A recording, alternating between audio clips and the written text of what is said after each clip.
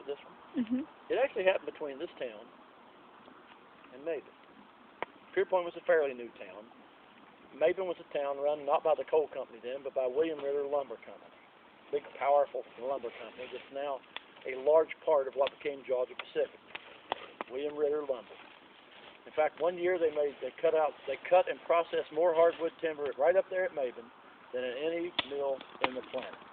Now think about that, right here. Of course, they were cutting it all, maybe. Anyway, what happened is, people lived in Pierpoint came to work up at that mill. That's why Pierpoint became a town, really, so they could have housing for the folks in Maben. But these old boys working there in Pierpoint, unbeknownst to them, a feller had died out somewhere in the side of the Mississippi, but west of us.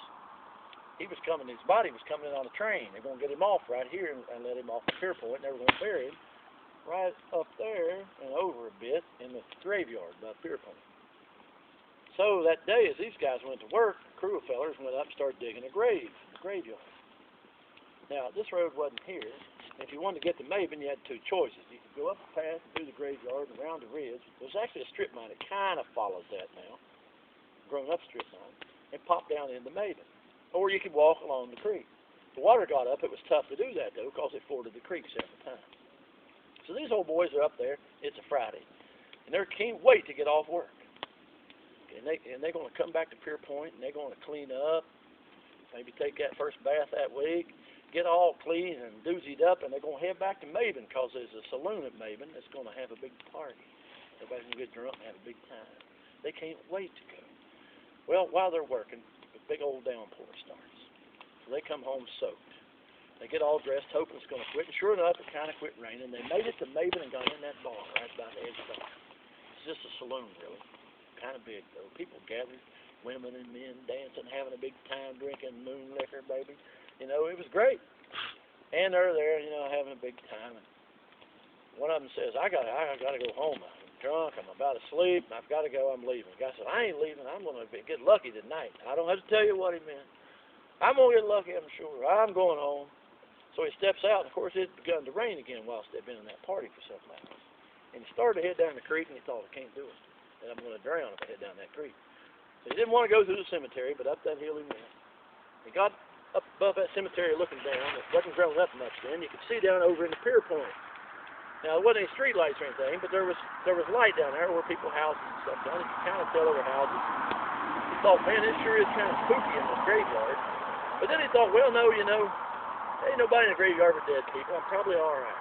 So he started walking down through there and all that rain and lightning and wind, and his feet slipped. Well, unbeknownst to him, of course, they'd dug a new grave, and it slipped with all that clay dirt, and he slipped and fell over right in that grave. Down in there 6 feet or more below the ground. Well, there's a lot of clay dirt up there, so it's slick as ice, muddy as can be.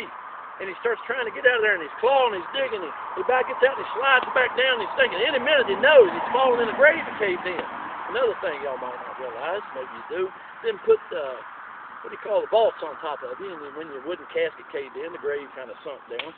Well, he got the habit of piling them up, so when it sunk down, it'd be level. You ever wonder why that happened? So anyway, he's thinking, oh, Lord, the grave done caved in. Any minute, it's going to be some hand reach and grab me around the ankle and just pull me on down in the ground further. And he's about scared to death. He's clawing, he's digging, he's sliding back and turning into a mud monster, and he's screaming. And then he finally just passes out in the back of the grave. He's back there. Rain on him, he's covered in mud. Well, about an hour later, his buddy thinks, man, I ain't having no luck. I'm headed home, too. He steps out and he looks, I can't get down. I'll drown in the creek. Back up over the hill he went. Gets to the top of that graveyard, he looks down through there, sees town, he goes, I don't know, man. Graveyards are pretty spooky, but I got to do it. So down through there he goes, whoo! He slips, he falls down in that same grave. But of course, he doesn't know it's the same grave. Like his buddy, he thinks, oh, Lord, any minute something's going to grab me by the arm or the ankle and just grab me and jerk me down in the ground. Oh, and he's clawed, he's digging, he's climbing, he's slamming. No matter what he does, he can't quite get up out of that grave. He's screaming, oh, let me out, let me out. He's making so much noise, he wakes his buddy up behind him. His buddy looks up and says, there he is. He stands up, this guy's still clawing and screaming and yelling, trying to, they gotta get out, let me out, let me out. And his buddy goes, hey, you can't get out. The buddy did. That's called a but he did story. Do you get it? Now, how did he get out? Well, his buddy done scared him to death. He thought there really was something out to get him, and he did get out. That's called a but he did story. The actual ghost story that happened up there, actually had those guys tell that story, and they say that when they walked along, that they slipped in there together and got down in there, and something kept grabbing around the ankle and wouldn't let them get out of the grave. They kept trying.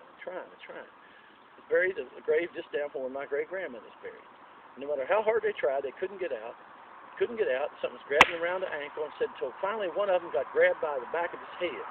And said that scared him so bad he jumped the top of the other guy and got out. Now they tell that story.